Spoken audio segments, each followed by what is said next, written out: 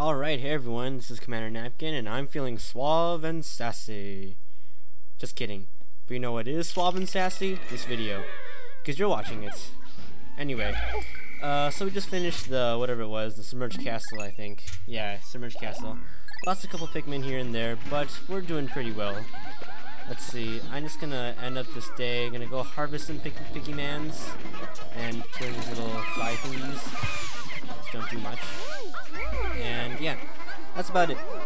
So pretty much, we're done with the Perplexing Pool. I missed that one treasure in the Citadel with spiders, but that's alright. It's just like, I don't need Pokos anymore, and it's just one treasure, so I don't think you guys will like die if you don't see it. So you'll be fine, and I'll be fine, and we'll both be happy. Alright, so we're good.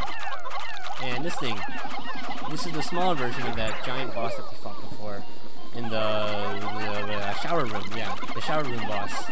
This is like a little baby version, and it's still just as easy to take out. Just as easy to take out. Okay. Anyway, I can speak. And let's see. Well, I just finished finals, by the way. They were kind of tough. But I did pretty well overall. And now I have a lot more free time. Like last week, I was studying till 2 a.m. like every day of finals. But everything ended up going out pretty well. Okay. Anyway, yeah. So finals were pretty good, and now I have a lot more free time. And actually, recently I started playing Pokemon Green. Now you're wondering, how did I get Pokemon Green? It's only available in Japan, right? Actually, for those of you who don't know, oh look at that, pluck a phone. Plucks out any Pikmin you whistle on. But yeah. Anyway, if you guys are wondering how you got Pokemon Green, what you do is, Pokemon Red and Blue came out in America in like 1995, which is my birthday, by the way. Pretty cool. But Pokemon Red and Green came out in Japan, I think. I believe I'm correct about this, so don't beat me up if I'm wrong. But yeah, so Pokemon Green came out in Japan, and then luckily I went to China, and you know, China being pirated games. Yeah, but so I bought a copy, brought it home. Now I'm playing Pokemon Green. It's pretty cool. Like I chose Squirtle, and you don't know how hard it took me, how many tries it took me to collect, like beat Gary. That Bulbasaur keeps killing me. Anyway, Pikmin, yeah, Pikmin. So, the thing is, now that we finished the Perplexing Pool, there's only one place left to go, and that's the Wistful Wild, which is, I'll say, pretty difficult. I'm not gonna lie here, pretty difficult. I mean, it's like, for the first 3 areas, Perplexing Pool, Awakening Wood, and, what was the last one? That one cold place. Oh yeah, Valley of Repose. Compared to Wistful Wild, like, those first 3 are like a walk in the park. Wistful Wild is pretty tough. I mean, they throw a bunch of hazards at you, and they have enemies placed in just the worst places. I mean, you'll see once you get there, but anyway, we're done with today, and pretty good. Also, if you notice, whenever you collect a lot of Pokos, they have like a different ending theme for every day, which is pretty cool. And if you did absolutely terrible, then they have a unique ending theme for that too, which you probably don't want to get. Just saying. Not too good there. Anyway, yeah. So as I was saying, I haven't played Pokemon Green lately, and it's so much fun. It's like so much nostalgia, because when I was a kid, I played a whole bunch of Pokemon pirated Game Boy Color games. And for some reason, whenever you buy Pokemon pirated Game Boy Color games from China, they always say, your file has been deleted after a couple tries. So like, if you save and turn off the game and turn it back on and try to play it again, it says, your file has been deleted. And then, well, your file has been deleted, so you have to start all over, right? So basically, I played from the beginning of the game to like the second boss battle, second gym, for like how many times? Countless times? Yeah, so it's like nostalgia's all coming back now. And Gary is still a jerk. Anyway, okay, we're gonna go into the Wistful Wild now. And it's a pretty interesting place, not gonna lie. It's kind of like the Valley of Repose in that it's kind of like somewhat like a tundra environment. Not exactly, it's more like a taiga. Tundras and taigas, yeah. Anyway, it's like a taiga kind of environment, which is also coniferous forest. But anyway, enough biology. This place is a jerk. Is a very big jerk. Cause, let's see, well, there's Bulborbs, which aren't too much, but there's a lot of hazards. There's water hazards. There's stuff you gotta drain. There's a lot of creeping chrysanthemums. There's poison gates, and there's a bunch of big bulborbs you gotta fight. And not least of all, but you have 3 dungeons here. And those 3 dungeons are tough. They are very tough. Like, the first one isn't that bad, which I'll be showing later, maybe possibly next episode, which is the Cavern of Chaos. And then after that, we have the Hole of Heroes, which is still tough, but I don't think. Yeah, and then the last one, which is the Dream Den, which is the last dungeon. And this treasure, this is a weight. This is approximately a 10-gram weight, or 10 or 100-gram weight. I'm not sure. Actually, did you know that according to Wikipedia, that each Pikmin is roughly 1 gram, and that they can carry roughly 1 gram, and that's a Gatling Groink.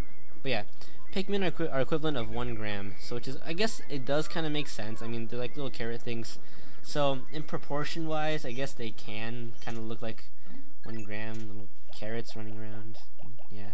Anyway, a Gatling Groink.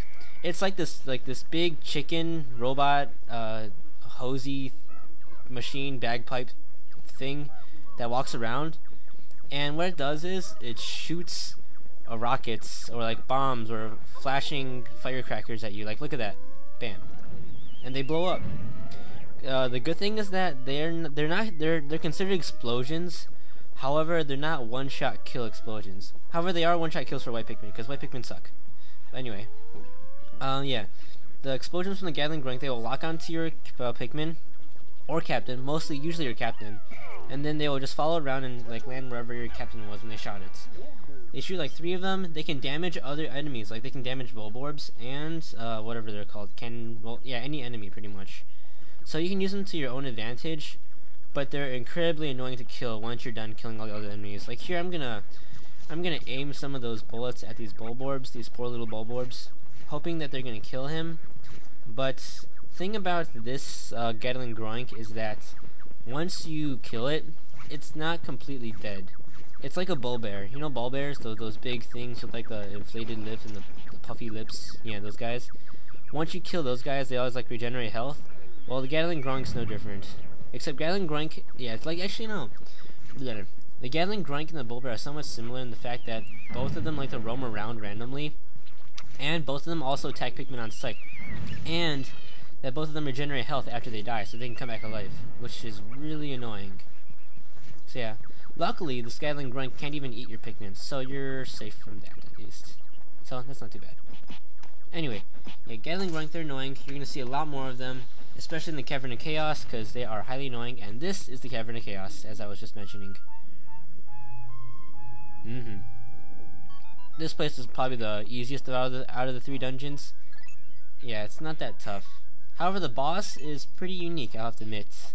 Haven't seen that kind of boss throughout any Pikmin game, so you'll just have to see what you'll just have to see what it is. Also, another note I have to see here. You see in the bottom right how it says Pikmin entering? There's like 0 out of 65. Yeah, the thing is, to actually move your Pikmin into the dungeon, they have to be underneath your control. So like, yeah, they gotta be underneath your control. So like, if you have like Louie with like 100 Pikmin, you with like 0 Pikmin, you try to dive. No, if you have Louie with like 99 Pikmin, and you have like 1 Pikmin, and you with the 1 Pikmin trying to go into the dungeon, you're gonna go into the dungeon with 1 Pikmin, and the 99 are gonna go back into the onions, which screwed me over one time. Yeah. So be careful of that. And here, yeah, Gatling Groink kills things. Yeah. You don't want to kill your Pikmin though. As I said, actually something I forgot to mention was, while blue Pikmin and purple Pikmin are actually very, very durable, red and yellows are like medium, I guess intermediate durability. But with white Pikmin, they die really easily. And if they get blown up once by the Gatling Groink, they die.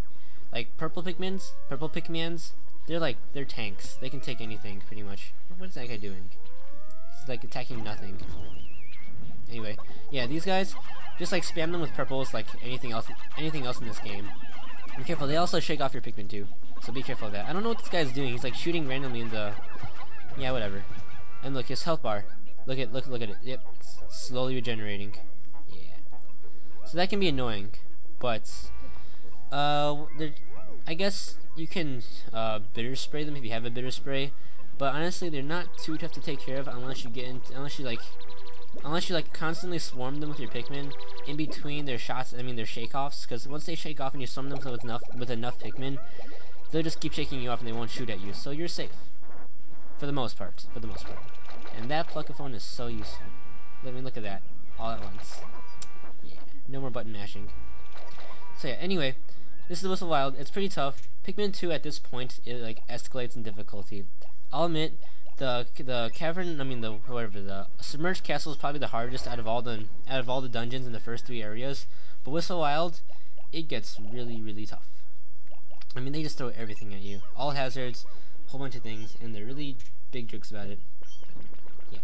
So yeah, I'll just say that. And actually, I haven't ever actually rescued Louie before. Like, I went to the Dream Den and trying to like go through the thing, but there's like a couple of subfloors I just keep like dying all over. Like it's almost impossible.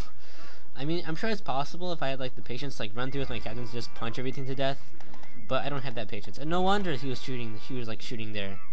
There's a little red Pikmin still trying to pick up the weight. Yeah. Anyway, so yeah, in that case, I think I'll just dive right into the Cavern of Chaos and see what happens. Wish me luck. It's gonna be pretty chaotic. Huh, see what I did there? I'm not funny. Okay. Anyway, actually, white Pikmin, they're actually pretty useless now. I mean, all you need them for is killing poison, which I guess will be useful in case there's like a few poisonous floors. I mean, you only need 10 or like 5 maybe, because all they're good for are running fast, which is actually not too good or anything. White Pikmin can also destroy poison, and they can also find underground stuff. But anyway, that's not important. So, this is Commander Napkin. I'm seeing you guys later. Blah, blah, blah. Wait, hold on. I just messed that up, didn't I? Alright. This is Commander Napkin, and I'm seeing you guys. Bye-bye.